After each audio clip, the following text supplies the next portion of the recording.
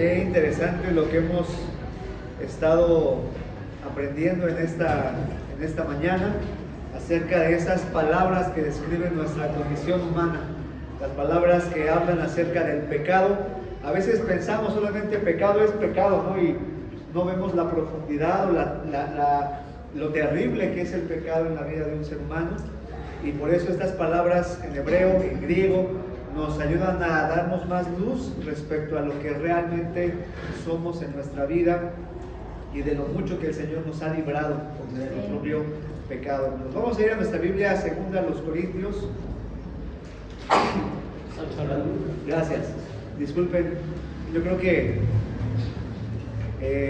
hay alguien que no está agradado en esta mañana y ha puesto algunas trabas. Tal vez tú vengas cargado en esta mañana, tal vez vengas angustiado, no sé, te peleaste con alguien en la mañana, te hicieron enojar, algo pasó y también tuvimos problemas con el primer video, no se veía del todo bien y ahorita me está dando una alergia que me acaba de empezar a picar un poquito la nariz. Disculpen si de pronto tengo que estar recurriendo a papel de baño y de repente yo batallo mucho con esto y entonces yo creo que el enemigo no está contento sobre todo por el tema que vamos a estar hablando en esta mañana. Segundo a los Corintios capítulo 5, por favor, versículo número 17 al 21. Segundo a los Corintios 5,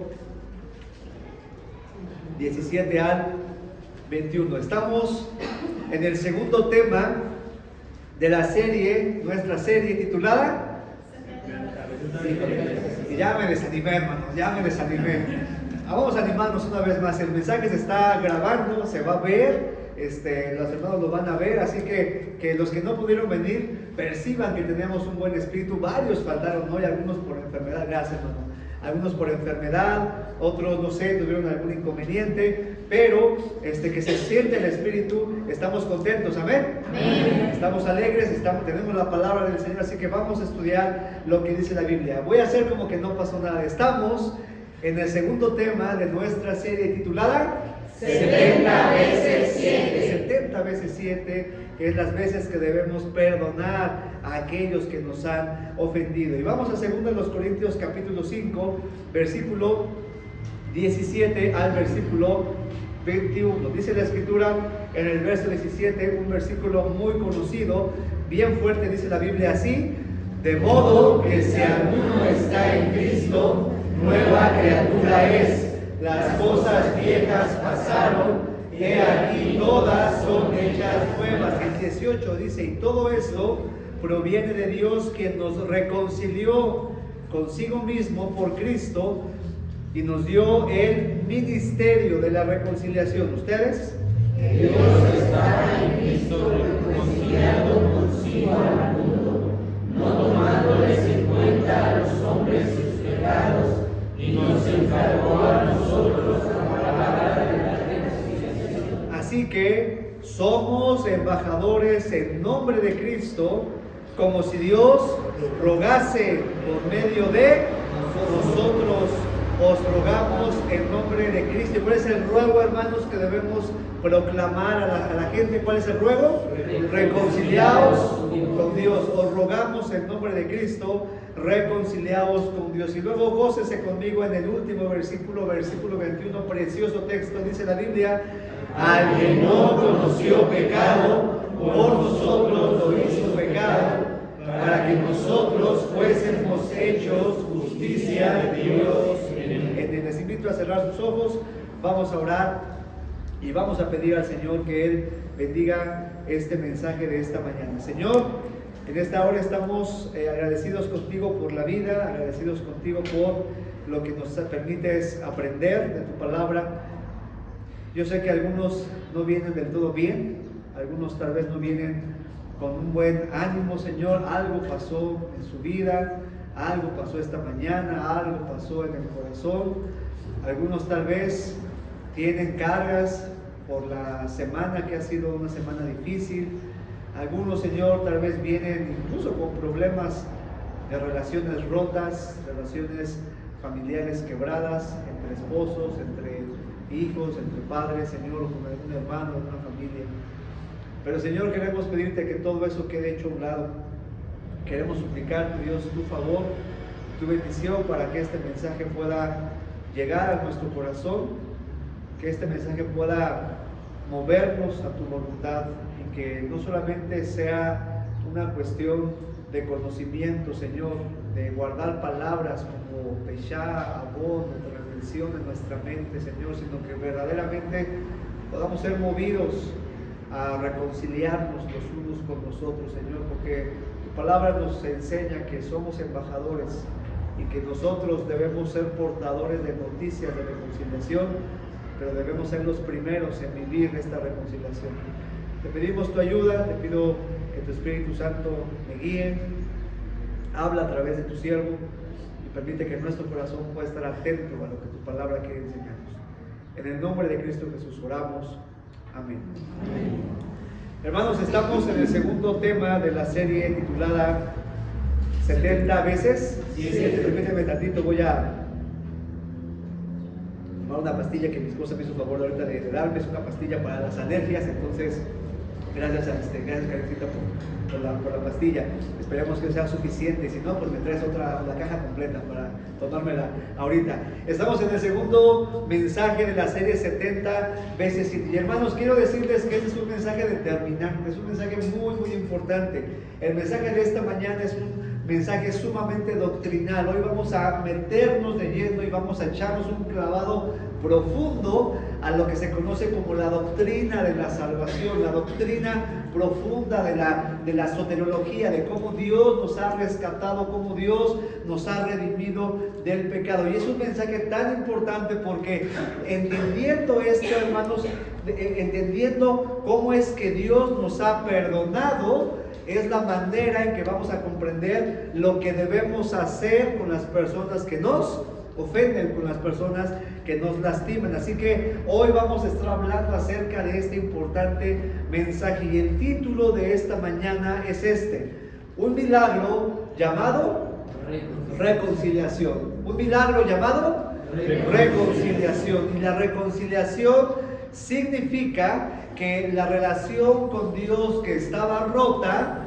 en Cristo es restaurada y puede volver a existir. Es lo que significa la palabra reconciliación. Cuando uno tiene una relación estrecha con alguien, pero por algún pecado, por alguna transgresión, porque alguien violó la confianza, esa relación se rompe, esa relación ya no existe. Y ahora estamos en división, estamos separados. Lo que vamos a ver el día de hoy es que nosotros hemos roto nuestra relación con Dios, pero por la gracia de Dios y por la misericordia del Señor, en Cristo esa relación puede ser restaurada. La reconciliación, entonces, es el acto por el cual Cristo, al morir en la cruz, quitó la enemistad que había entre el hombre y Dios.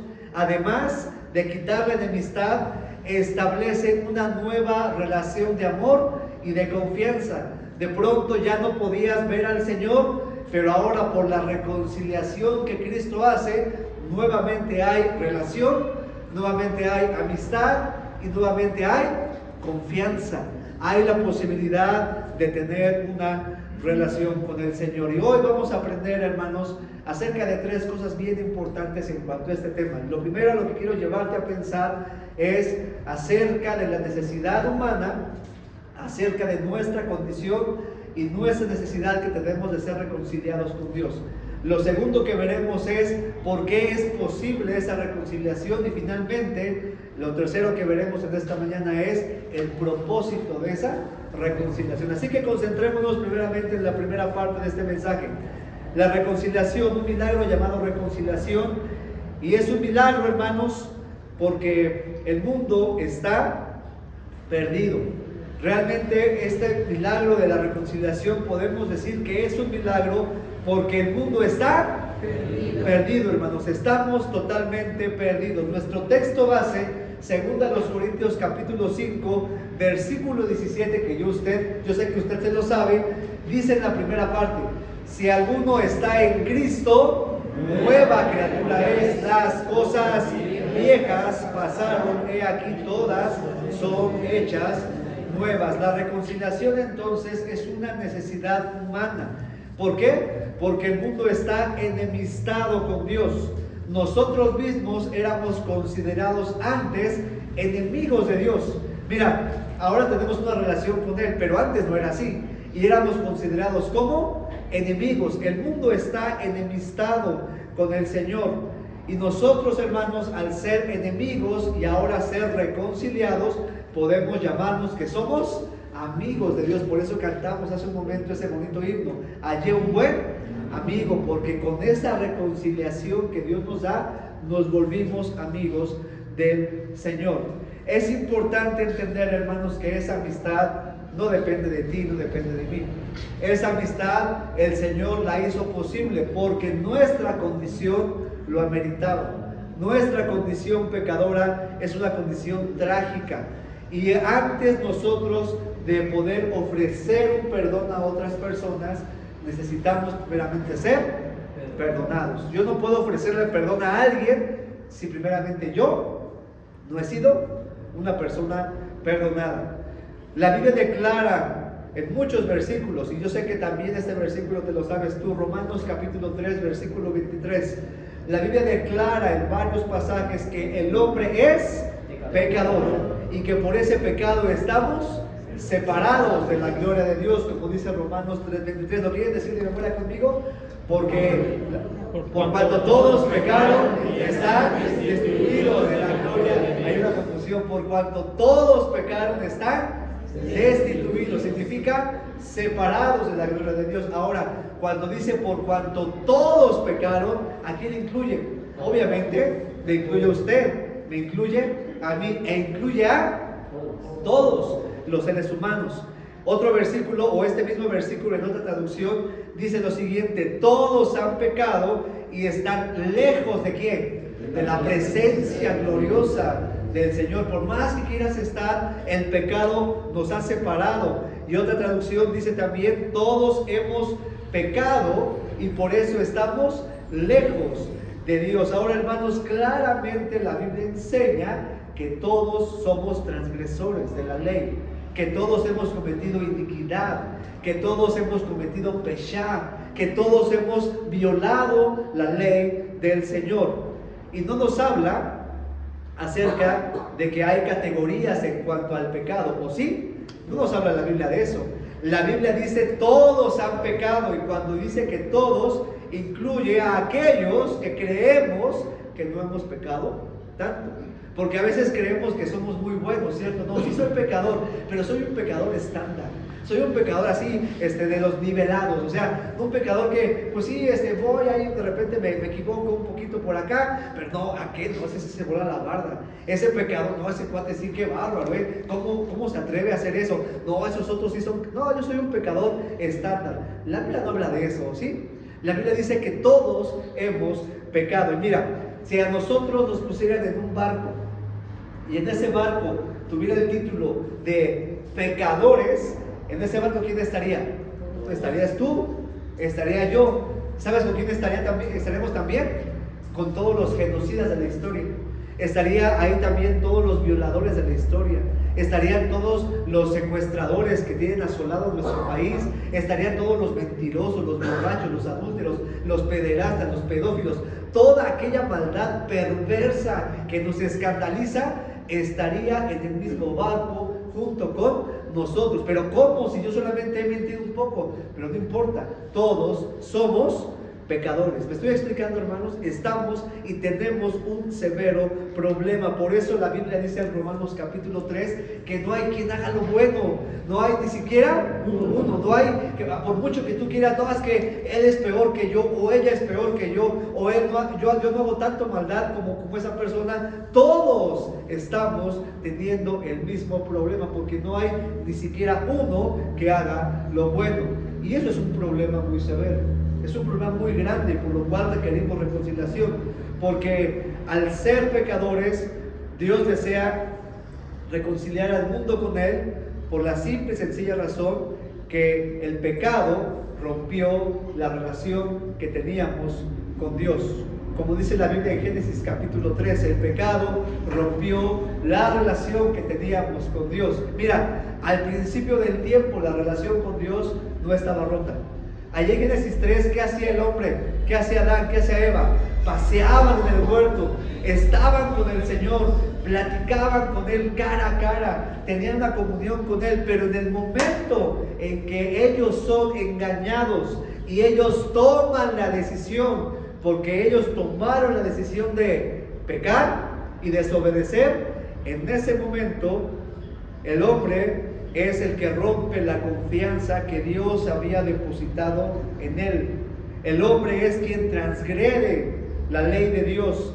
El hombre es quien viola el pacto y es el hombre el que rompe la relación con Dios. ¿Me explico? En ese momento yo creo que Adán y Eva no se imaginaban que ese pequeño paso que iban a dar iba a traer tantos problemas a la humanidad. Y vaya que ha traído problemas a la humanidad. Es un cáncer el pecado. El pecado se ha metido hasta los huesos. El pecado ha invadido todo, ha ensuciado todo, ha echado a perder absolutamente todo. ¿Y sabes algo? El pecado de Adán y Eva ni siquiera fue un pecado a nuestra vista tan grave. ¿Qué fue el pecado que ellos cometieron? ¿Fue una violación? ¿Fue un asesinato? ¿Fue un engaño? ¿Fue un hurto? ¿Qué fue lo que ellos hicieron? Ellos simplemente desobedecieron. Tan simple, tan sencillo como desobedecer. Es que yo no soy tan malo, pero cuando desobedeces la palabra de Dios, cuando desobedeces un mandato claro que Dios te está dando, en ese momento estamos pecando. Por eso la Biblia dice que así como el pecado entró en el mundo por un hombre y por el pecado la muerte, así la muerte pasó a todos. Está en la pantalla ese versículo, habla conmigo. Dice: por tanto, como el pecado entró en el mundo por un hombre y por el pecado la muerte, así la muerte pasó a todos los hombres. ¿Por cuánto? Pero si yo no fui el culpable, ese fue Adán, sí, pero por ese pecado pasó a todos los hombres y todos hemos pecado. Todos alguna vez hemos desobedecido. ¿O alguien aquí nunca ha desobedecido? Levante la mano, por favor, que nunca haya desobedecido. Le damos una medalla. No hay. Todos alguna vez hemos pecado. Y por ese solo pecado, hermanos, la relación con Dios está rota, está fracturada. Pero no es el único problema. El pecado, además de haber roto la relación con Dios, el pecado también corrompió la naturaleza del hombre. El pecado también corrompió la naturaleza del hombre. Por eso, según a los Corintios 5:17, que dice: de modo que si alguno está en Cristo, nueva criatura es. Las cosas viejas, ¿qué hacen? Y la pregunta que surge en mi mente es: ¿por qué es necesario que una persona sea nueva criatura? ¿Por qué es necesario que las cosas viejas pasen? ¿Por qué se necesita que el hombre sea regenerado? ¿Por qué, hermanos? Bueno, porque simple y sencillamente el hombre está totalmente roto por el pecado. Está, como decía en el video, está abod, está chueco. Nuestros caminos son torcidos. El hombre en su camino se va chueco. El hombre transgrede, se va por otro lado. Dios dice: es por acá. Y no, es por acá, yo voy por otro lado. Porque el hombre está completamente perdido. Y eso es debido a que el hombre en su condición humana es una persona perversa. Somos terribles, hermanos. Somos pecadores. Lo que yo quiero hacer en esta mañana rápidamente es ver una radiografía de la condición humana. Y mira, te voy a mostrar varios versículos que nos hablan de la terrible condición humana. Nota, por si nos llegamos a creer que somos muy buenos, porque a veces decimos: no, es que no soy tan malo, no soy tan perverso. Nota lo que dice la Biblia respecto a la condición humana y lo que somos capaces de hacer si permitimos que el pecado esté abundando en nuestra vida. Mira, vea, no vayas, está en la pantalla, Gálatas capítulo 5, versículo 19 al versículo 21. Está en la pantalla. Hay frases que están resaltadas en negro con un propósito y otras que están resaltadas en naranja con un propósito. Vamos a ver lo que dice la Biblia. Nota la radiografía del hombre interior. ¿Cómo es el hombre cuando está en su pecado? Dice la Biblia: y manifiestas son las que, o sea, la conducta del hombre se manifiesta en esto. La conducta pecadora del hombre se manifiesta en esto. Y empieza diciendo: adulterio, fornicación, inmundicia, lascivia, adulterio, fornicación, inmundicia, lascivia, pecados sexuales. Porque cuando el hombre está en su pecado y cuando le da rienda suelta a su pecado, comete toda clase de pecados sexuales. Y ahí te puedes dar cuenta cuando un hombre anda en la carne, cuando un hombre está en su carnalidad, dando de rienda suelta a todo el pecado sexual. Y luego nos habla de otra clase de pecados, empieza a mencionar idolatría, hechicería. ¿Luego qué dice, hermanos?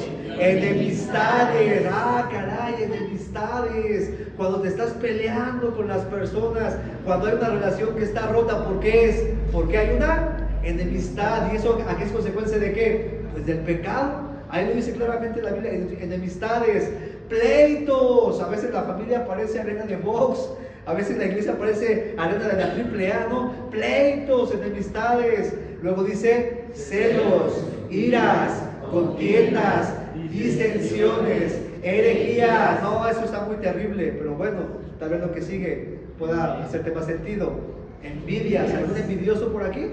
No, ninguno, ¿verdad? Envidias, homicidios, borracheras, orgías y cosas semejantes a estas, acerca de las cuales os amonesto, como ya lo he dicho antes, que los que practican, y esta es la clave, hermanos, los que practican. ¿Por qué?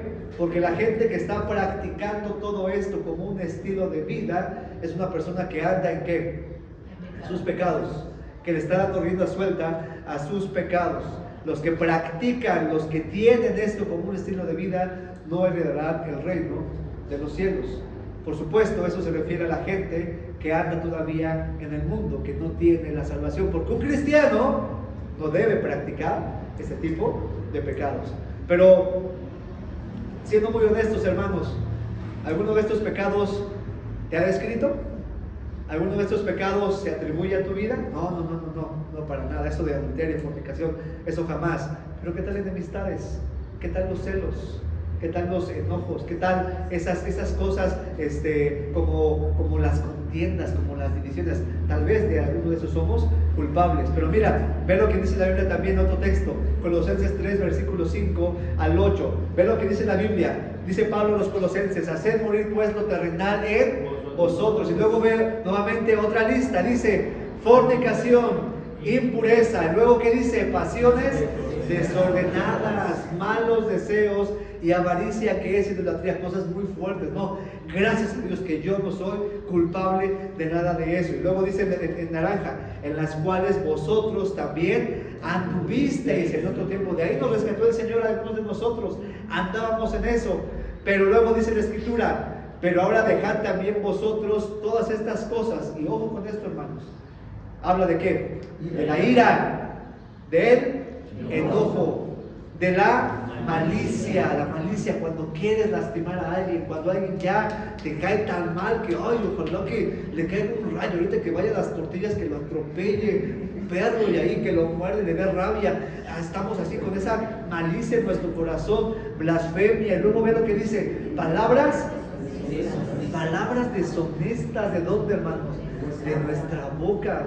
A veces somos tan deshonestos, a veces somos personas tan desleales. Nos vemos, hermano, que Dios te bendiga, qué gusto que esté con nosotros, qué gusto verte aquí, qué bueno, a tu esposo, a tu esposa, no, que Dios te bendiga. Y por atrás, ay, me cae tan gordo, ay, me cae tan mal, ojalá que se vaya, ojalá que ya no esté aquí, ojalá que ¿sí me explico, hermanos? Somos deshonestos. Sí, no somos culpables de lo primero, pero somos culpables del otro.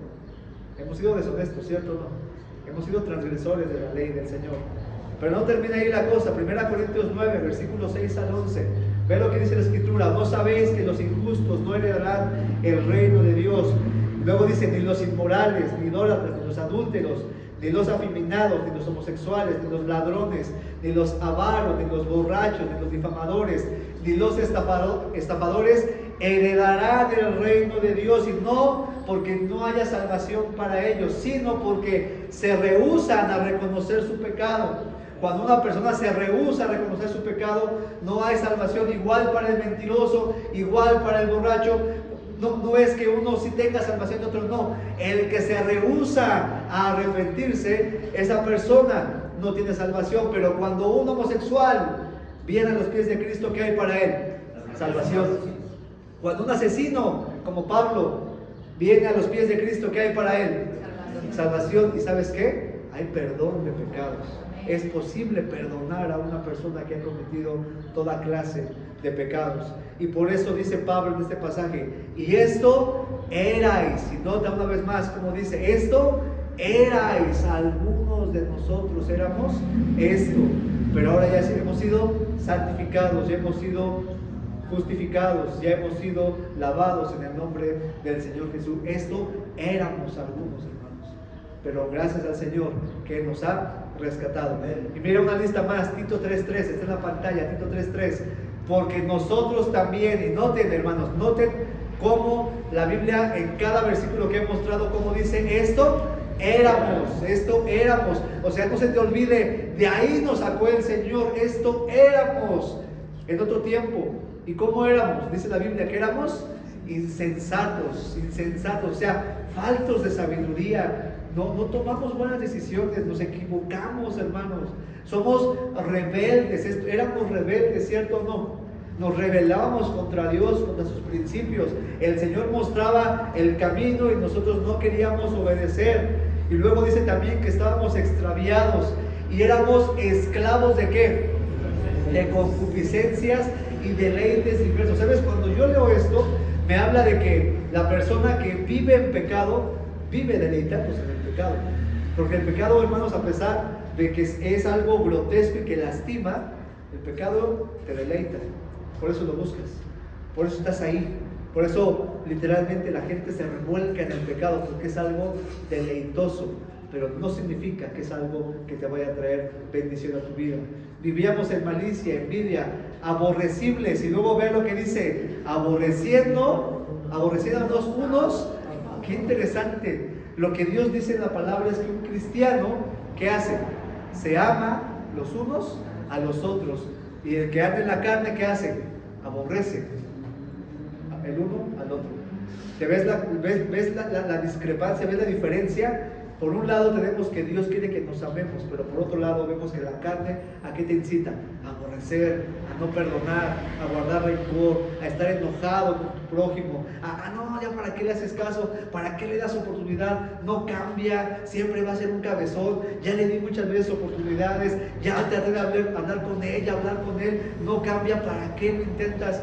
Es lo que quiere que el mundo hagas, que sigas en ese aborrecimiento y que estés dándole rienda suelta a tu carne. Por eso, hermanos, la Biblia nos enseña que por esta conducta manifestada, el ser humano requiere reconciliación. El ser humano está perdido, hermanos. El ser humano está en una condición terrible, y por eso en muchos versículos la Biblia nos enseña que el hombre está muerto. El hombre está muerto en sus delitos y pecados, como dice Efesios capítulo 2. El hombre está muerto en sus delitos y pecados, y por lo tanto, ¿qué necesitamos, hermanos? Vida. El hombre está muerto y necesita vida, y esa vida solamente está en Cristo. Por esta condición que acabo de describir, el hombre está perdido, y por eso la Biblia dice que el Hijo del Hombre vino a buscar y a salvar lo que se había. Estábamos perdidos, pero Cristo vino a eso, a buscarnos, y necesitábamos ser hallados, y hallamos un buen amigo, un amigo que nos ama y que nos encontró cuando estábamos perdidos. El hombre estaba esclavizado, hermanos, éramos esclavos, y el hombre lo que necesitaba era ser rescatado de ese pecado, necesitaba ser rescatado de ese mercado de esclavitud en la que nos encontrábamos. El hombre también estaba ciego, como dice la Escritura, que el Dios de este siglo cegó el entendimiento de los incrédulos para que no resplandezca la luz del Evangelio. Estábamos ciegos, intentábamos, no veíamos la salida, fuimos con el psicólogo, fuimos a terapia matrimonial, intentamos una y otra vez y nada más no salíamos adelante. ¿Por qué? Porque estábamos cegados. ¿Y qué necesitábamos, hermanos? La luz del Evangelio. Necesitábamos que Cristo iluminara nuestra vida. Y mira, nota por favor esto, el número 5, el hombre es considerado como ¿qué? Como un criminal. Ah, caray, ¿soy un criminal? Sí, somos criminales delante del Señor. éramos criminales delante de Él. Pero ¿cómo si jamás maté a alguien? ¿Cómo si jamás violé a una persona? Jamás hice algo tan terrible. Pero un criminal, la definición de criminal es aquel que violenta la ley de Dios, que transgrede la ley de Dios. Y la ley de Dios es una ley tan alta, tan pura, que una sola mentira te hace transgresor de esa ley. Por lo tanto, si has cometido un crimen, ¿en qué nos convierte? Criminales. Así que, hermanos, somos criminales delante del Señor. Por lo tanto, necesitamos ser justificados. Necesitamos esa justificación en nuestra vida. Yo digo con esta palabra porque en un momento más profundizaremos un poquito en esta palabra acerca de la justificación. Por lo tanto, hermanos, por todo lo que he mencionado, y mira, mi propósito no es deprimirnos, no es hacernos sentir miserables, simplemente mi propósito es hacernos recordar de dónde nos ha sacado el Señor.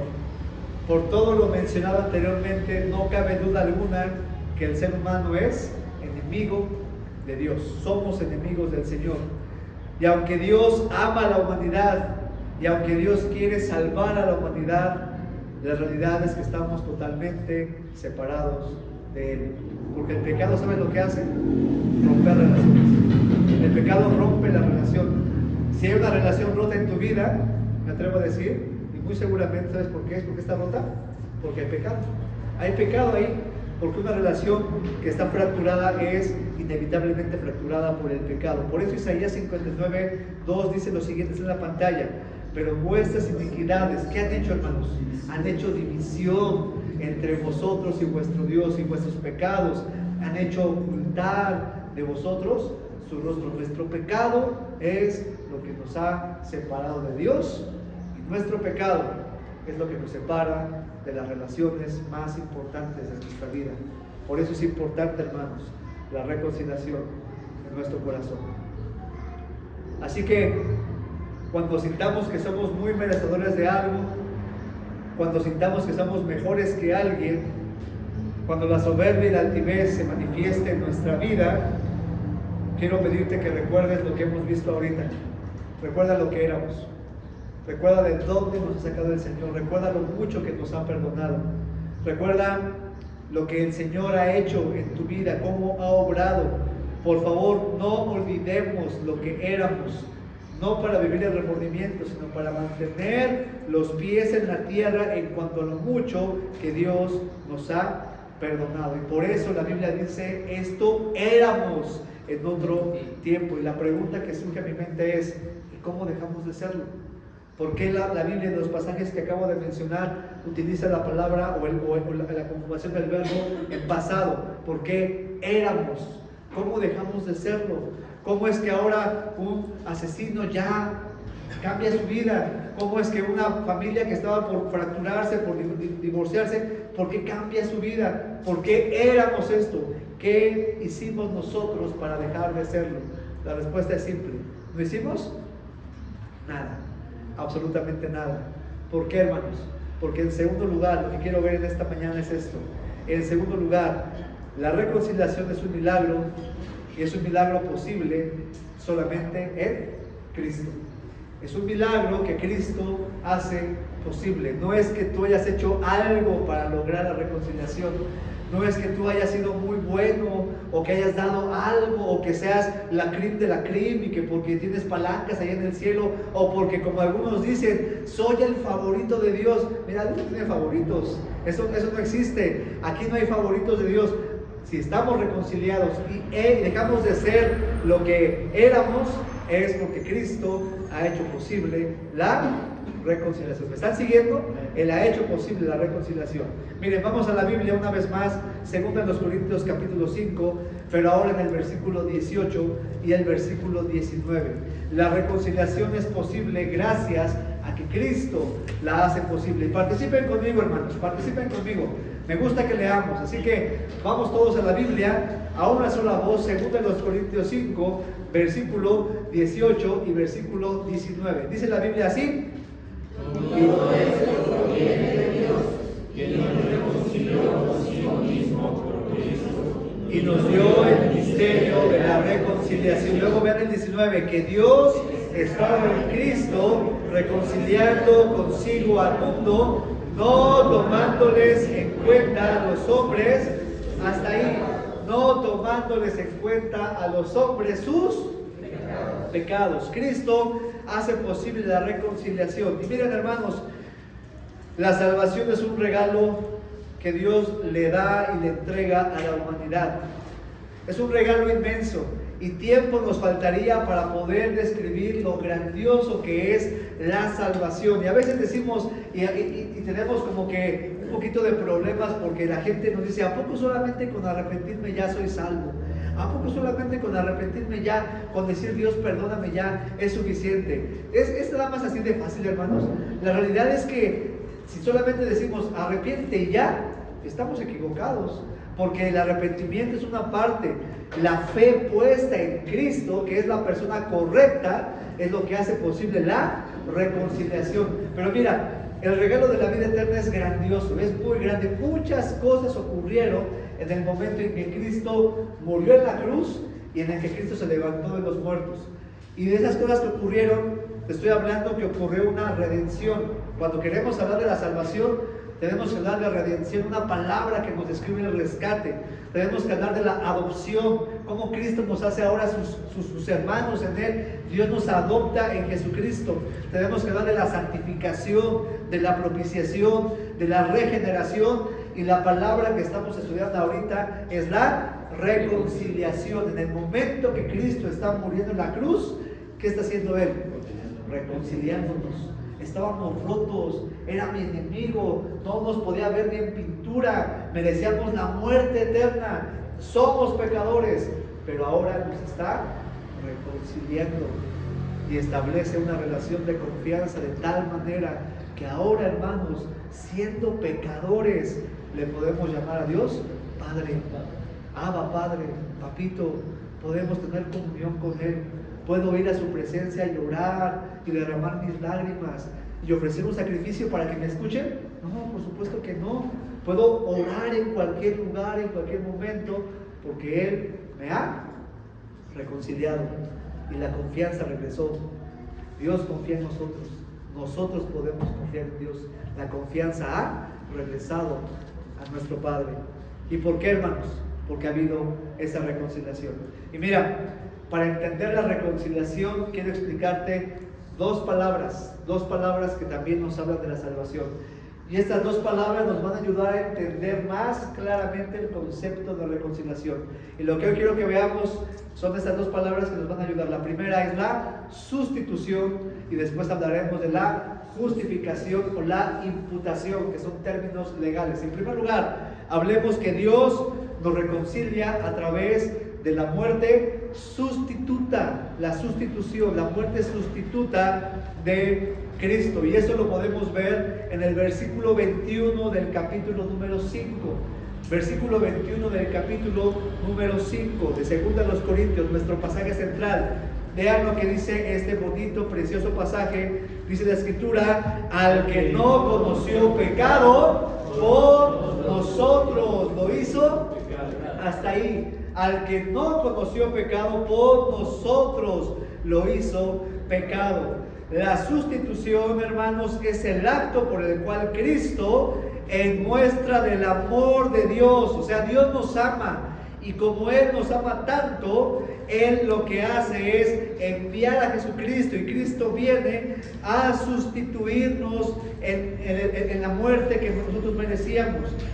Cristo nos sustituye, toma el lugar de los pecadores en la cruz, lleva sus pecados y muere por los pecadores. Eso es la sustitución, Dios tomando el lugar que nos correspondía a nosotros. En ese momento Él recibe el juicio de Dios que todo pecador merece por sus pecados. La muerte de Cristo, hermanos, la muerte de Cristo, la muerte sustituta de Cristo, es el clímax y el propósito por el cual Cristo vino aquí a la tierra. Mira, si tú te preguntas cuál es la razón principal por la que Él vino aquí a la tierra, no es por la Navidad, O sea, Él vino a nacer en un pesebre, Pero créeme que su propósito principal no era dejarte una fecha en diciembre para que pudiéramos adornar bonito, pudiéramos comprar regalos y pudiéramos recibir aguinaldo. No. Ese no es el propósito principal por el que Cristo vino a la tierra. Tampoco Cristo vino principalmente para enseñar o para darnos un ejemplo moral. Eso fue algo que Él hizo y que nos bendice y por supuesto nos ayuda. Pero el propósito principal de venir Cristo a esta vida, a esta tierra, era tomar el lugar que nos correspondía a quién, a nosotros, tomar tu lugar. Por eso en el momento en que Él está en la cruz y está sustituyendo nuestro lugar, Él está completando una obra redentora. Él está redimiéndonos, Él está rescatándonos, Él está haciendo propiciación, porque nosotros no podíamos estar ahí, hermanos. Y si nosotros estábamos ahí, nuestra muerte no iba a ser suficiente para salvarnos. Con nada podíamos ser salvados, ni con la propia muerte. La muerte, la consecuencia de nuestros pecados era la muerte eterna. Por eso era necesario que viniera un sustituto perfecto, que la Biblia describe como el Cordero de Dios que quita el pecado del mundo. ¿Y por qué el Cordero Jesucristo puede quitar el pecado?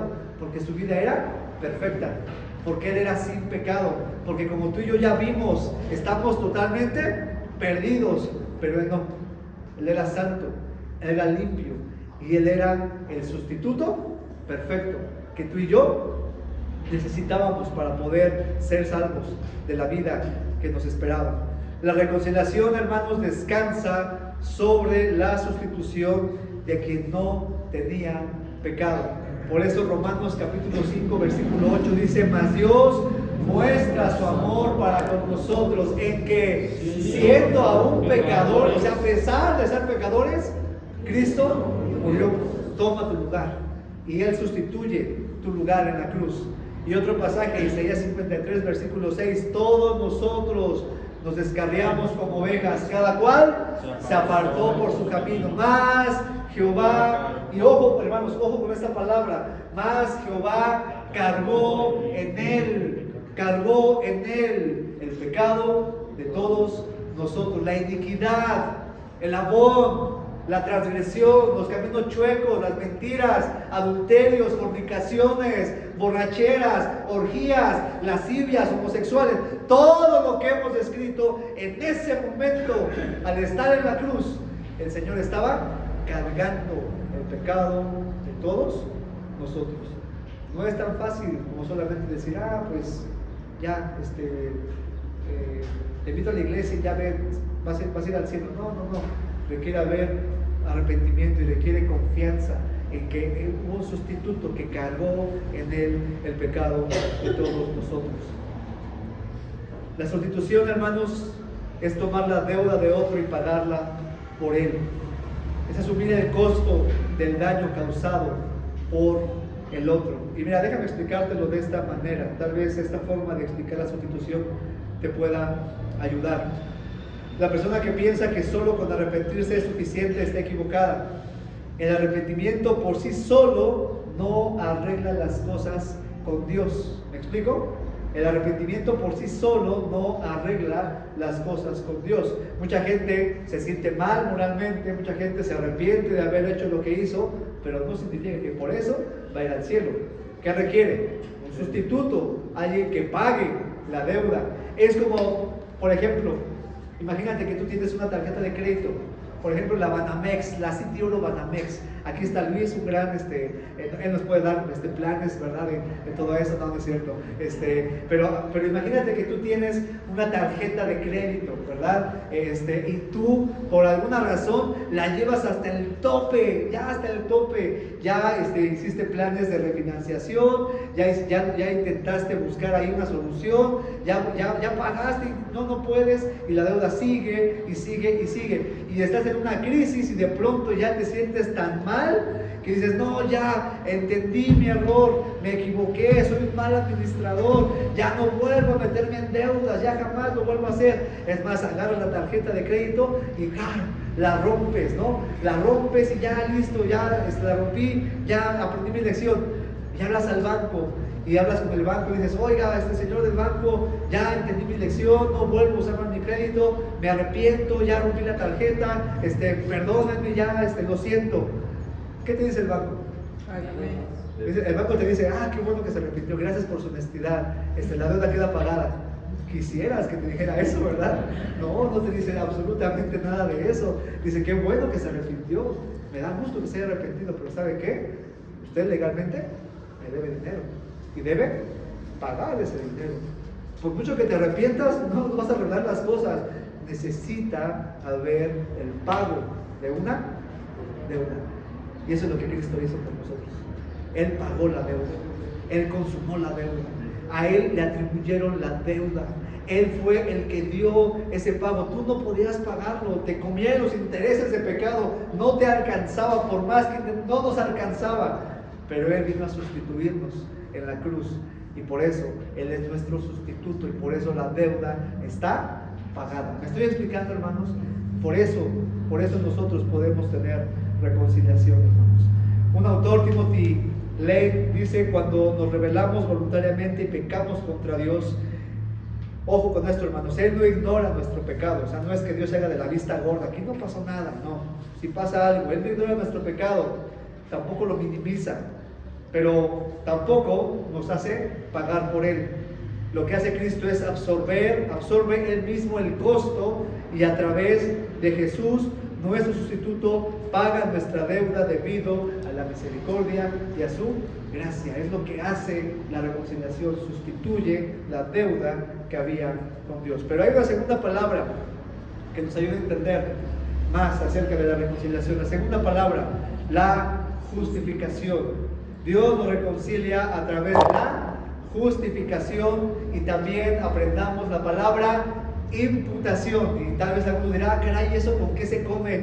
Nunca me he comido una de esas de imputación. Ahorita a lo mejor te van a dar ganas, no sé, pero la Biblia nos habla de la justificación y de la imputación. ¿Están conmigo todavía? Sí. ¿Seguimos juntos?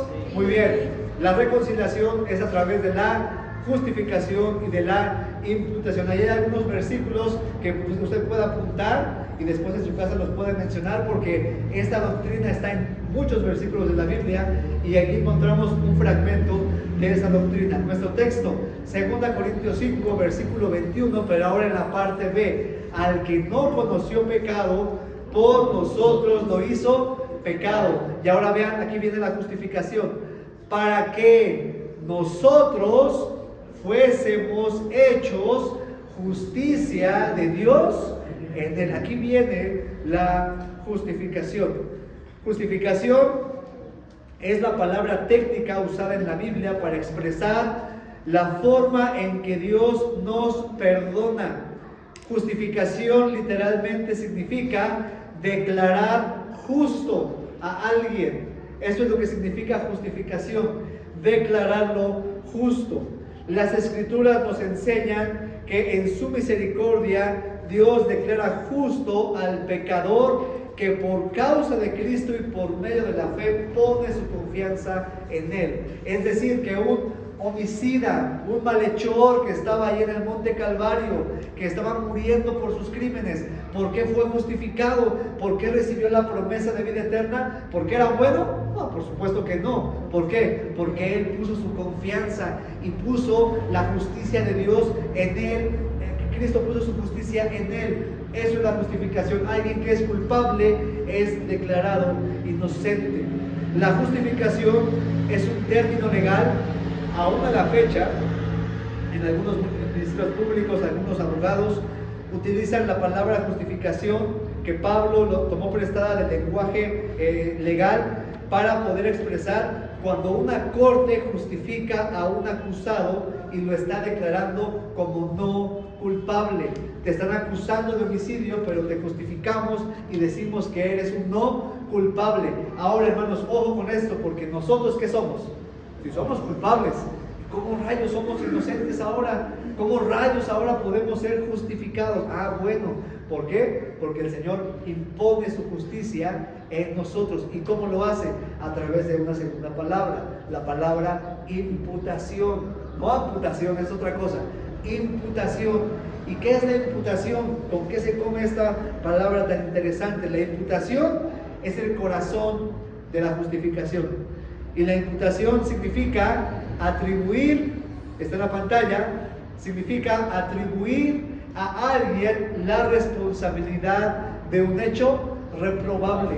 Cuando a alguien le imputan algo, le están atribuyendo a esa persona los cargos de las acciones de la otra persona. Imputación es, mejor dicho, la imputación no hace culpable, sino que se trate como culpable. Hay una gran diferencia. La imputación no es que tú te vuelvas culpable, pero te van a tratar como un culpable. Y eso es lo que pasó con Cristo. Él, cuando le imputaron nuestros crímenes, Él no se volvió pecador, ¿o sí? Él simplemente fue tratado como un pecador. A Él lo trataron como pecador. Es como si, por ejemplo, tú vas a un restaurante y de repente estás comiendo unos huevitos con jamón, ahí estás muy rico, y de repente pides la cuenta y te dice el mesero, ¿sabes qué? Tu cuenta ya está pagada. Ah, caray, ¿cómo? Ya está pagada así. El hermano tal o la persona tal te la pagó, y tú volteas y ves que es un hermano de la iglesia. Ah, hermano, pues gracias por pagarme los huevitos. Me hubiera dicho que iba a pagar para pedir una ranchera, no sé, por lo menos algo diferente, algo más grande, ¿no? Pero yo invito a la cuenta. Entonces, ¿qué está pasando aquí? Es una imputación. Es decir, a ti no te van a cobrar lo que te comiste. ¿A quién se lo van a cobrar? A él. ¿Pero él se lo comió? Por supuesto que no. ¿Quién se lo comió? Yo me lo comí, pero ¿lo va a pagar? Él. Eso es la imputación, hermanos. Cuando Cristo toma nuestro castigo y Él decide llevar nuestro castigo. El decir que somos justificados y ahora somos inocentes, hermanos, no es un acto de impunidad, porque muchos tenemos ese concepto, ¿no? Ah, pues qué fácil, ¿no? Como ahorita los ladrones los agarran y los sueltan. Eso es impunidad, porque el ladrón queda sin castigo. Aquí no es así, hermanos. Aquí es que tú y yo éramos malhechores, merecedores del castigo, pero simplemente no lo recibimos. ¿Por qué? ¿Porque se anuló el castigo?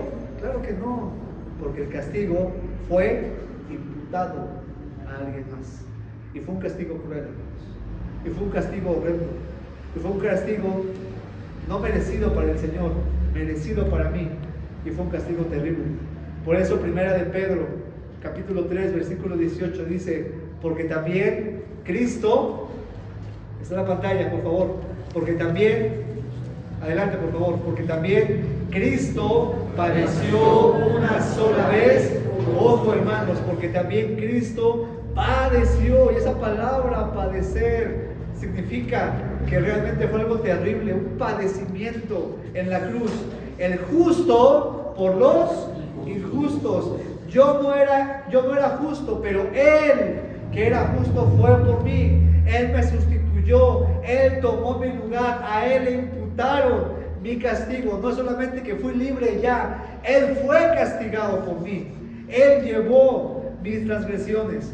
Isaías 53, describiendo este dolor, versículo 6 y versículo 10 dice en la pantalla: mas Él herido, porque literalmente, hermanos, Él fue herido. ¿Por qué? Por nuestras rebeliones. Y Él fue molido, hermanos, literalmente molido, machacado, lo hicieron trizas, molido por nuestros pecados. El castigo, porque fue castigado y ameritaba un castigo. Tú no fuiste castigado, Él fue castigado por ti. El castigo de nuestra paz fue sobre Él, y por su llaga, por su herida, nosotros fuimos curados. Y más adelante del versículo 10 dice: con todo esto Jehová quiso quebrantarlo. Literalmente fue quebrado en esa cruz, sujetándolo a padecimientos.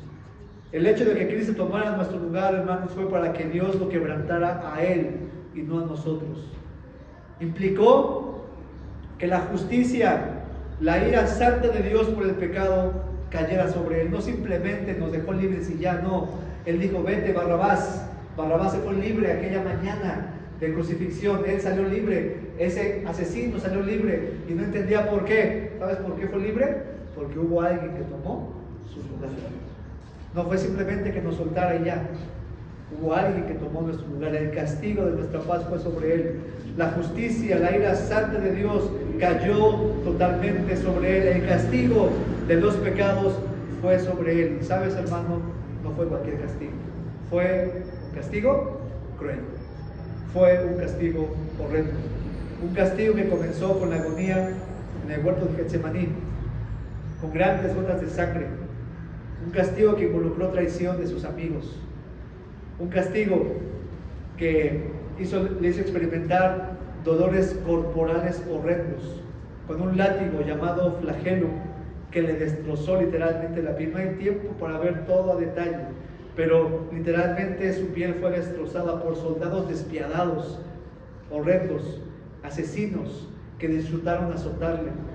Los historiadores y comentaristas retratan de esta forma el castigo del Señor. Solamente déjame leerte un par de fragmentos para que veas lo horrendo que fue el castigo, porque no fue tan fácil, hermanos. No fue tan sencillo, no es nada más, pues si ya me dejó ir y ya no. Hubo un castigo que se tuvo que pagar. Fíjate cómo describe el doctor Alexander Martel la muerte por crucifixión. Dice: cuando el látigo golpeaba la carne, las bolas provocaban moretones o contusiones, las cuales se abrían con los demás golpes. El látigo tenía también pedazos de hueso afilados, los cuales cortaban la carne severamente. La espalda quedaba tan desgarrada que la espina dorsal a veces quedaba expuesta debido a los cortes tan profundos. Los latigazos iban desde los hombros, pasando por la espalda, las nalgas y las piernas. Y el doctor al final de su comentario dice: era algo terrible. Era algo despiadado. No es como los cuadros que nos muestran ahí a un Cristo crucificado con una corona delicada de espinas, con 3 gotitas corriendo por ahí y un par de moretones. Era una masa molida, literalmente molida por nuestros pecados. Él fue imputado nuestros pecados. Eusebio, un historiador, y Eusebio no era creyente, Eusebio, un historiador del siglo III, que había visto muchas crucifixiones y que había documentado muchos momentos así, dice así: las venas de la víctima quedaban a la vista y los mismos músculos, tendones e intestinos eran abiertos y expuestos. Muchos de los criminales que llegaban a los latigazos y que iban a ser crucificados morían ahí, en la flagelación. Y no estoy hablando de la corona de espinas, que debería tener más o menos 20 centímetros. No estoy hablando de la lanza que traspasó su costado. No estoy hablando de la cruz, que aproximadamente 30 kilogramos. Imagínate, después de haber sido azotado, desangrándose el Señor, deshidratado por completo. No estamos viendo detalle en cada parte del castigo que fue sobre él. Por su llaga fuimos nosotros curados. El justo por los injustos. Qué injusto podríamos decir, ¿no? El justo por los injustos. ¿Para qué, hermanos? Para llevarnos a Dios, para reconciliarnos, para que estemos en paz con Él. ¿Y sabes también para qué? Para que nuestras relaciones más cercanas estén reconciliadas, para que podamos tener paz los unos con nosotros. 70 veces. Me estoy explicando, hermanos. Así que cuando rehusamos perdonar, y rehusamos perdonarnos, y estamos enemistados, estamos en rebeldía y estamos en relaciones rotas, no estamos valorando el sacrificio del Señor. Estamos menospreciando lo que Cristo hizo en la cruz por nosotros. A Él fue imputado nuestro castigo, justo por los injustos. En tercer lugar, hermanos, en tercer lugar, la reconciliación, hemos dicho que es posible debido a que Cristo lo hizo posible. Pero, ¿sabes una cosa? No solamente que el Señor nos quiera tener reconciliados con Él, Él nos da un propósito, nos da un cambio de vida, nos regenera y nos da una meta que debemos cumplir. En tercer lugar, la reconciliación es un milagro que debe ser, hermanos, proclamado. Como si Dios rogase por medio de quién, de nosotros, os rogamos en nombre de Cristo. ¿A quién le rogamos, hermanos? Al mundo le rogamos. Yo me reconcilié con él. Era un perverso, era terrible, mi vida era vacía, estaba en la basura, sumida en lo peor, pero me he reconciliado con el Señor. ¿Por qué? Porque Él lo hizo posible. Y ahora te ruego a ti, querido uno, querido amigo, reconcíliate con Dios. Tu matrimonio puede tener reconciliación, tu familia puede ser restaurada, tus hijos pueden ser restaurados, pero necesitas, ante todas las cosas, reconciliarte con Dios. Así que, hermanos, ese es el propósito de la reconciliación, que nosotros seamos reconciliados para proclamar la reconciliación con el mundo. Los versículos 18, 19 y 20 de nuestro pasaje dice así, dice la Biblia, en la parte B del versículo 18, y nos dio el ministerio de la reconciliación. Y más adelante del versículo 19 dice que Dios estaba en Cristo, perdón, la parte B, y nos encargó a nosotros la palabra de la reconciliación. Ojo con esto, hermanos, porque es bien interesante. Hay dos cosas. Dice lo primero, nos encargó el ministerio, y luego dice que nos encargó la palabra de la reconciliación. La palabra de la reconciliación del griego logón, y el ministerio de la reconciliación del griego diaconai. ¿A qué le suena diaconai? A diácono. ¿Qué es un diácono? Un servidor, alguien que sirve. Por lo tanto, hermanos, podemos decir que el ministerio de la reconciliación es un servicio y que debe ejecutarse con palabras y con acciones prácticas. Eso es el ministerio de la reconciliación. De eso se trata lo que Dios quiere que hagamos, que lo proclamemos, pero que también lo vivamos y que también lo demostremos con acciones. Una cosa es hablar de reconciliación, y mira, quiero enfatizar esto. Dios quiere que proclamemos, por eso dice, te encargo ese ministerio de la palabra de reconciliación. ¿Qué quiere decir esto? Que quiere que prediquemos, hermanos, que quiere que anunciemos, que quiere que hablemos. No solamente es invitar a la iglesia, o sea, está bien que invites a la iglesia, pero mira, he conocido personas que me dicen, no, hermano, le he invitado a la iglesia durante 30 años, 40 años le he invitado a la iglesia y nunca ha querido venir, o sí vino un par de veces, o nada más vino de vez en cuando, pero le invité a la iglesia. Y yo les pregunto, ¿y cuándo le hablaste de Cristo?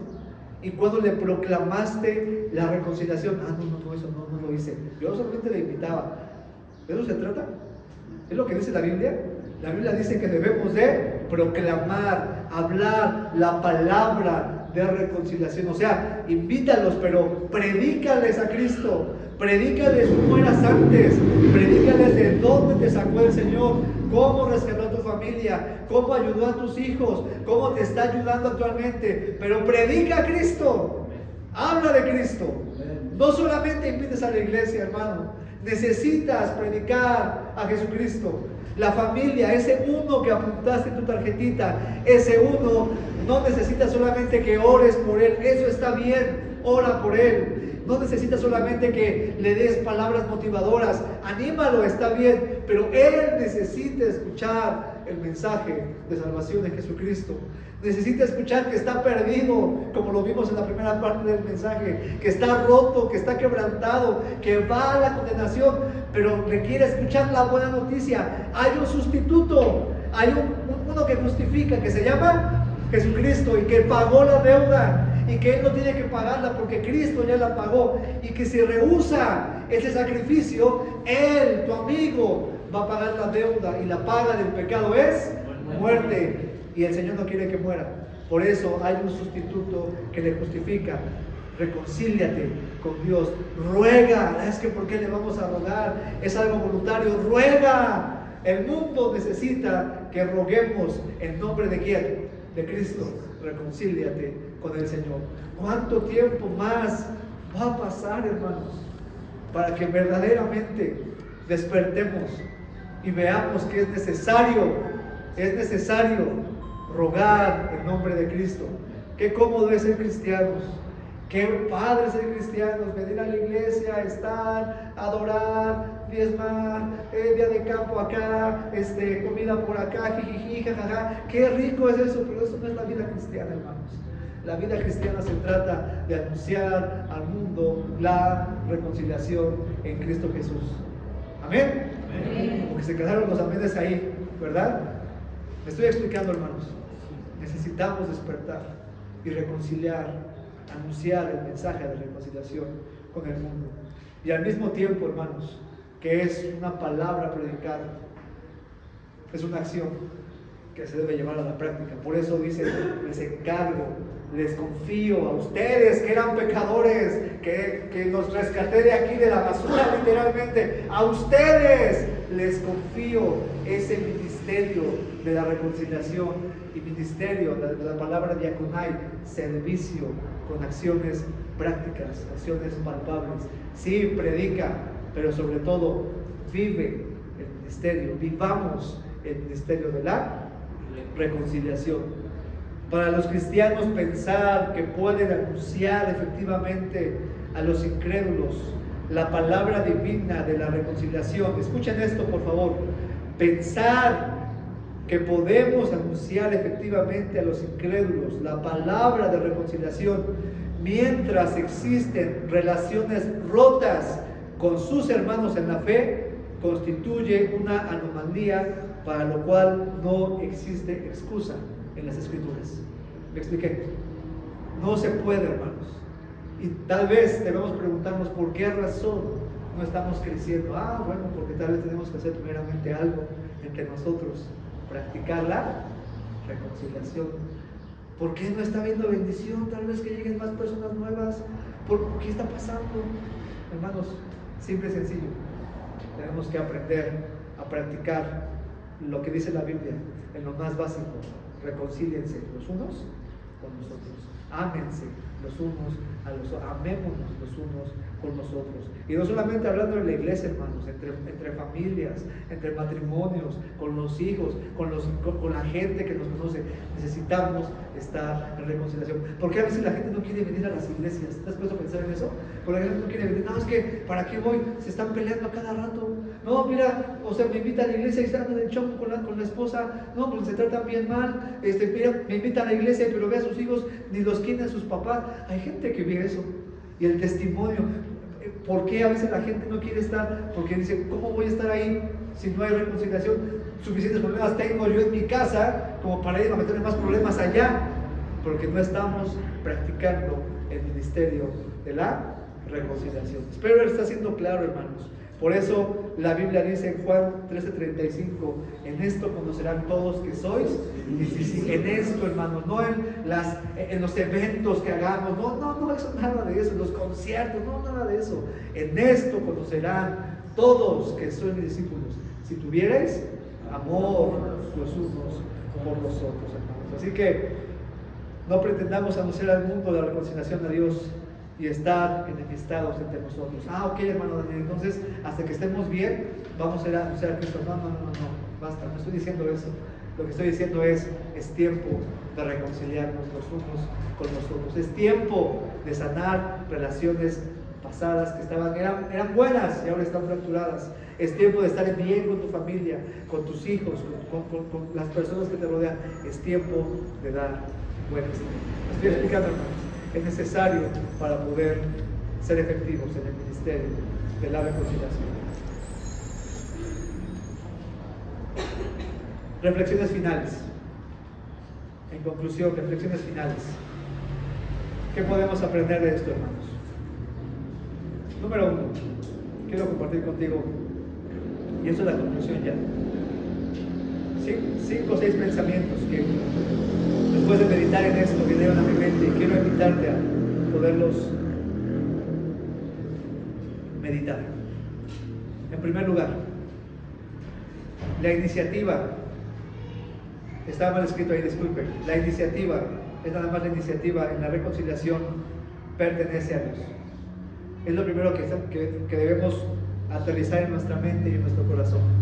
La iniciativa en la reconciliación pertenece a quién? A Dios. Pertenece a Dios. La iniciativa. nosotros ofendimos a Dios. Nosotros rompimos la relación con Dios. Nosotros fuimos los que fracturamos la confianza. ¿Quiénes, hermanos? Los seres humanos, no Dios. Y quiero recalcarlo, nosotros rompimos la confianza. Sin embargo, es Dios quien da el primer paso para buscarnos. ¿Te das cuenta?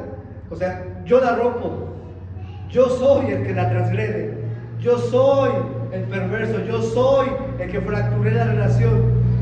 ¿Quién debería hacerlo primero para dar el paso y buscar al Señor? Yo. ¿Pero lo hice? No, por supuesto que no. Le di la espalda por completo a Dios.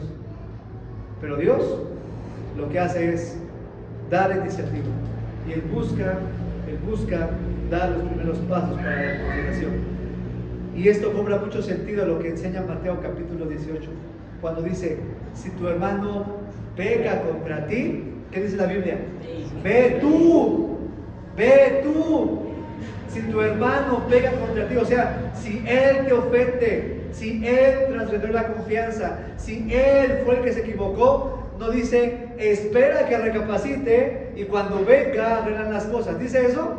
No. Si él peca contra ti, ve tú y habla con él. Oye, noto que estamos mal. Oye, esto me molestó, esto me lastimó, pero quiero estar en paz contigo. Me estoy explicando, hermanos. Ve tú. ¿Por qué estamos esperando? No, es que él tiene que venir. Es el que se equivocó, fue él. Es que el que metió la pata fue él. Que él venga y me pida perdón. Y que me lo pida arrastrándose ahí. Que realmente se vea que está sufriendo porque me lastimó. Eso es lo que esperamos a veces, ¿cierto?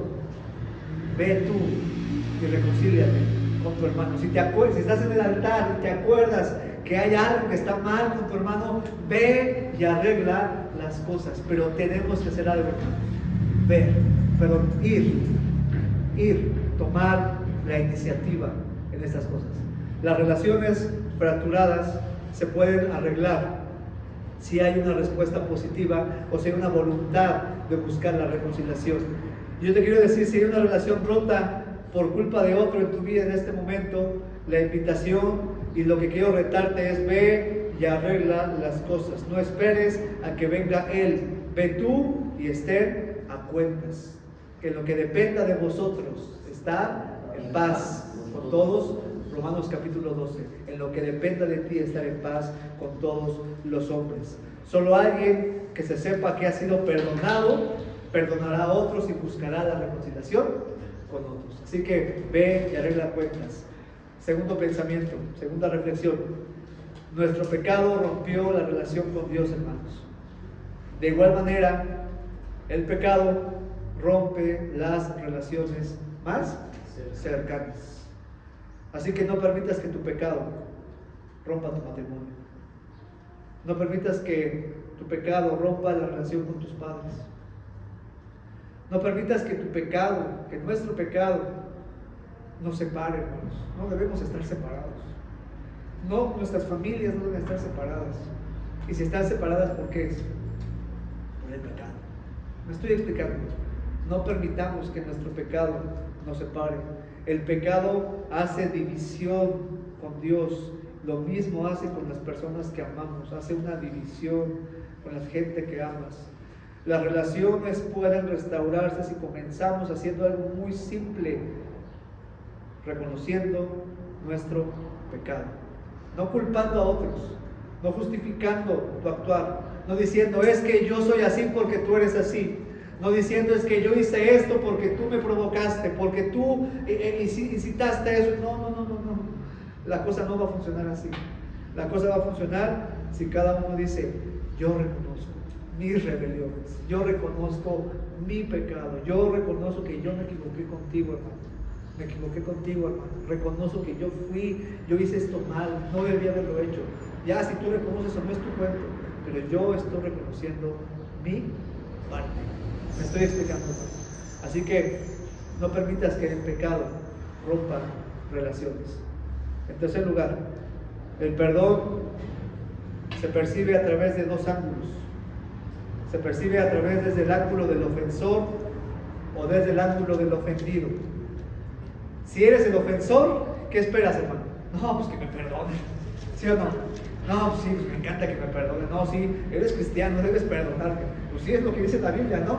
Si somos los ofensores, o sea, si yo me equivoco, ¿qué es lo que estás esperando? Pues que la gente te perdone, es lo que esperamos, porque sabes que necesitas perdón. Así que lo primero que debes hacer y lo más importante que debes hacer no es justificarte, sino reconocer tu error.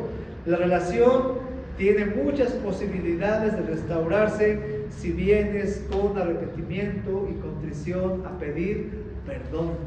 Créeme, si tú vienes y pides perdón, si tú dices, ¿sabes qué? Me equivoqué, metí la pata, sí, va a haber dolor, va a haber llanto, va a haber consecuencias, claro, las consecuencias no desaparecen, ¿no? Sí, no, pues hay consecuencias por tus acciones, pero la relación puede mantenerse en pie. ¿Por qué? Porque estás reconociendo. Así que si tú eres el ofensor, ve y arrepiéntete, pídele perdón a tu familia, pídele perdón a alguien. Si con alguien has lastimado la relación, un hermano de la iglesia, hermana, persona, ve y reconoce, simple y sencillo, reconoce esa parte. Así que por un lado tenemos la percepción del ofensor, pero por otro lado, si eres el ofendido, y aquí muchos estamos, ¿verdad? No, es que yo soy el ofendido aquí. Bueno, si eres el ofendido, recuerda lo mucho que Dios te ha perdonado una y otra y otra y otra, y hasta cuántas veces, hasta 70 veces 7 el Señor nos ha perdonado. Así que si eres el ofendido, no te pongas en la posición de que ya te perdoné muchas veces, ya lo hice. No, una y otra vez, porque el pecado, el perdón, la reconciliación, ¿sabes qué es, hermano? Es cristianismo en su máxima expresión. El ser un cristiano verdadero no es el que se para y que predica o que te dice cosas bonitas o el que gana algo. No, el cristiano verdadero es el que perdona, el que está buscando la reconciliación con su prójimo. Ese es el cristianismo verdadero en su máxima expresión. No es una postura de espiritualidad, de que somos muy santos, no, es el vivir lo que estamos predicando. Me estoy explicando. Así que nosotros debemos de ponernos en el ángulo que nos corresponde. Si somos ofensores, pidamos perdón. Si estamos ofendidos, perdonemos las veces que sea necesario. Cuarto, ¿qué tan dispuestos estamos a absorber la deuda de otro al perdonarlo? ¿Qué tan dispuesta estás a absorber la deuda por el pecado al perdonarlo? Mira, yo tengo aquí un celular, es un iPhone ya viejito, pero todavía sirve bastante bien. Es viejito, pero finalmente es un iPhone, ¿no? Y me defiendo con mi iPhone, ¿no? Pero imagínate que un día estoy con Emma, y Emma me lo dice, mira, a ver tu celular, Dani. Se lo doy, y Emma, sin querer o a propósito, lo rompe. Yo creo que lo haría sin querer. Quiero pensar, ¿verdad? ¿Quién sabe? Dice, puede ser sin querer o a propósito, pero lo rompe. Yo tengo dos opciones aquí. Yo tengo la opción de absorber el costo por la ruptura de ese teléfono y decirle, ok, no te preocupes, yo absorbo el costo, o tengo la opción de obligarlo a pagar. Esas son mis opciones que tengo. O absorbo el costo yo, o le digo, tú lo vas a pagar. ¿Sabes? Perdonar es absorber el costo por las ofensas que a propósito o sin querer alguien te hizo. Porque hay que reconocerlo, hermanos. Muchas de las ofensas por las cuales las relaciones se han roto, muchas de ellas fueron sin querer. No te querían ofender, pero te ofendiste porque somos garitos de Tlaquepaque, delicados como nosotros solos, y nos ofendemos muy fácilmente. Pero ya sea que fue a propósito o fue sin querer, tú tienes la opción de decir, yo absorbo el costo, no te preocupes, estamos en paz. O la opción de decir, no, me lo pagas. Y hasta que me pidas perdón, estamos en paz. Y hasta que vengas arrastrado a mí y te humilles delante de mí, estaremos en paz. Tienes dos opciones: absorbes el costo o haces que la persona pague. ¿Qué hizo Cristo con nosotros? ¿Qué hizo Cristo? Él absorbió el costo. ¿Y sabes en qué momento viene la reconciliación? Bueno, cuando la persona se arrepiente, cuando la persona va y pide, pero bueno, ahí sí hay reconciliación. Lo que yo estoy diciendo, hermano, es que tú debes estar dispuesto a absorber las ofensas de tus hermanos, de la gente que te lastima. Absorbe el costo. No digas, pues es que ya me lastimó y le voy a guardar rencor. No, absorbe el costo, que se nos resbalen las cosas, que digamos, bueno, ya se equivocó, es pecador, metió la pata, así la regó, habló mal de mí, pues ya sus razones tendrá, o no sé, pues allá que haga lo que quiera, pero ya no voy a estar amargado, no voy a estar ahí yo peleándome. Si me estoy explicando, hermanos, absorbamos el costo. El Señor tarde o temprano traerá justicia y juicio, porque Él dice la Biblia, a mí es la venganza, yo pagaré. Quédate con eso. El Señor va a traer justicia y tú debes tener una buena relación con tu hermano. Quinto, la reconciliación es posible. Y ojo con esto, hermanos, la reconciliación es posible. Nos hemos tragado el cuento, la mentira. Nos hemos tragado la mentira de que perdonar no significa restaurar la relación. Eso es una mentira del diablo, hermanos. Yo estoy de acuerdo que en algunas ocasiones es difícil. Sin embargo, para los cristianos, a veces usamos esto como una excusa para no perdonar y para no reconciliar lo que sí es reconciliable. Hay cosas que son reconciliables, hermanos. Y mira, todo es reconciliable. Todo es reconciliable. Yo nada más pienso, y por eso quise poner tanto énfasis en lo que somos, hermanos. Cómo Cristo nos perdonó, o sea, de dónde nos sacó. Y Él no te dice, voy a estar bien contigo, pero a medias. Voy a estar bien contigo, pero ¿no crees que se me olvida cómo eras, canijo? Eras bien cabezón. Él no te dice eso. Él te da confianza y punto. Reconcilia la relación. Ahora, yo sé que estamos hablando de una esfera mucho más alta. ¿A poco voy a reconciliar con el asesino de mis hijos, con el violador? O sea, no estoy hablando de esa esfera, hermanos, aunque es posible. Pienso en Pablo. Pablo, ¿tú crees que en la iglesia de Jerusalén, cuando él llega y dice, ya soy cristiano, ¿no crees que estaban ahí la gente o familiares de la gente que él mató? Por supuesto que sí. Estaba ahí la gente que, los familiares de Esteban a lo mejor estaban ahí. Ahí estaba. ¿Y qué le dijeron? No, asesino, vete de aquí. No, hermanos, lo perdonaron y se reconciliaron con él. O sea, es posible. Pero no hablemos de esa esfera, hablemos de una esfera más mortal, si quiere, más cercana. Podemos reconciliar cualquier relación que esté rota. Es que te ofendieron, chismes, enojos, lo que se haya roto, se puede reconciliar. Una amistad de tiempo se puede reconciliar. No te tragues ese cuento, esa mentira. Es que, y de verdad, perdón si a alguien alguna vez le he dicho esto, pero el Señor me habló y dijo, eso es una mentira del diablo. Porque a veces decimos, no, es que perdonar no significa restaurar la relación o ser amigos. No, a ver, perdonar significa reconciliar y punto. Perdonar significa que se puede hacer, se puede volver a hacer lo que era antes, porque el Señor nos muestra que es posible hacerlo. Así que, hermano, la reconciliación es posible. Y si hay alguna relación rota, y si continúa rota esa relación, es por una franca desobediencia a no perdonar y no pedir perdón. No hay otra razón por la cual esa relación deba seguir rota, porque la gente se está oponiendo. Ahora es un proceso, yo entiendo, y vamos a hablar de todo eso, cómo reconciliar, por ejemplo, un matrimonio que se ha fracturado. Es un proceso, no es tan sencillo, pero hay cosas que sí son simples, hermanos. Hay cosas que son sencillas que, pues le damos una vuelta, ya ve con tu hermano y esté en paz con él. O sea, ¿para qué estás pensándolo tanto? Ve y arregla las cosas. Y en sexto lugar y última reflexión, hermanos, nuestro llamado es a proclamar la reconciliación al mundo. Literalmente rogar al mundo que se reconcilien con Dios. Dios ruega a través de nosotros. Y termino con esta pregunta: ¿cuántas personas han dejado de escuchar el clamor de Dios el clamor de Dios por ellos, porque hemos cerrado nuestros labios? Tu familia necesita escuchar que Cristo quiere reconciliarse con ellos. Tus padres, tus abuelos, tus hermanos, tus tíos, tus primos, la gente, tus vecinos necesitan escuchar, pero lo están dejando de escuchar. ¿Por qué? Porque hemos cerrado los labios. Así que lo que quiero invitarte, hermano, en esta mañana, en esta tarde ya, y sé que fue un sermón más largo, disculpen.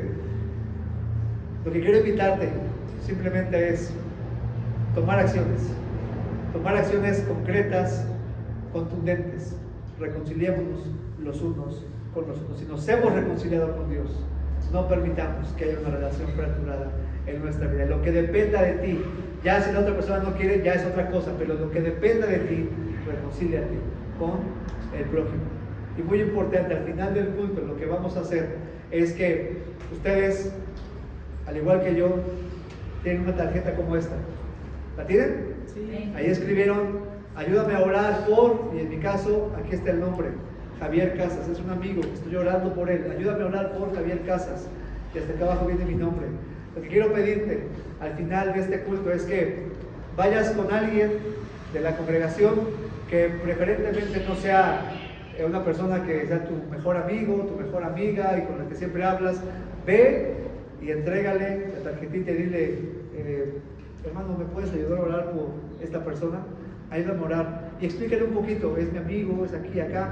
Hablen con él. Si pueden orar juntos, háganos. Si quieren orar en ese momento, háganos. Si no está bien, simplemente intercambien la tarjeta.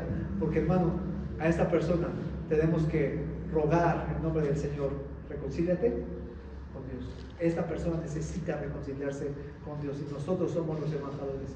Y si algo del mensaje tocó tu corazón, y quiero hacerte esta invitación así, cara a cara, a veces la hacemos con ojos cerrados, pero quiero hacerte esta invitación cara a cara.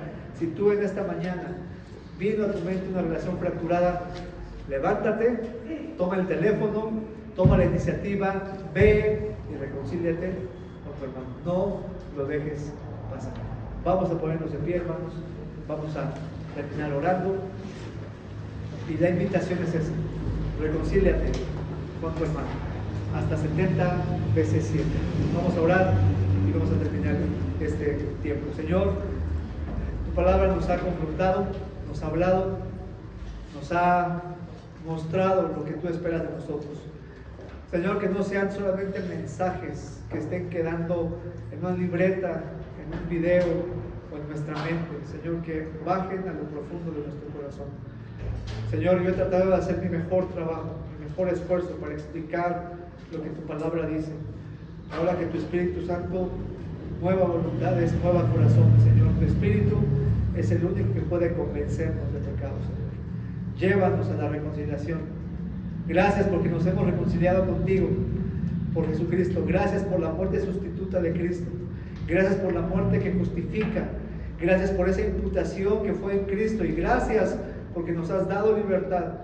Ahora ayúdanos a vivir de acuerdo a esa libertad y de acuerdo a esa reconciliación que nos has dado.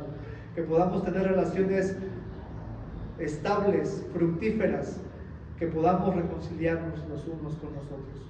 Señor, mueve nuestra voluntad, y si en algo debemos reconocer y pedir perdón y debemos perdonar, que así lo hagamos, que estemos dispuestos a absorber el costo por las ofensas que la gente nos hizo. Lo pedimos, Señor, y lo suplicamos en el nombre de Cristo Jesús. Amén y amén. Así como estamos, hermanos, vamos a adorar al Señor. Él se merece lo mejor de nosotros. Levantemos nuestros diezmos y ofrendas, cantemos la misma fe. Nuestro hermano Pablo nos dirige y vamos a darle al Señor lo mejor que tenemos. Así es, hermanos, mientras entonamos este coro, vamos a pasar a dejar nuestros diezmos y ofrendas. Vamos a cantar el coro de la misma fe.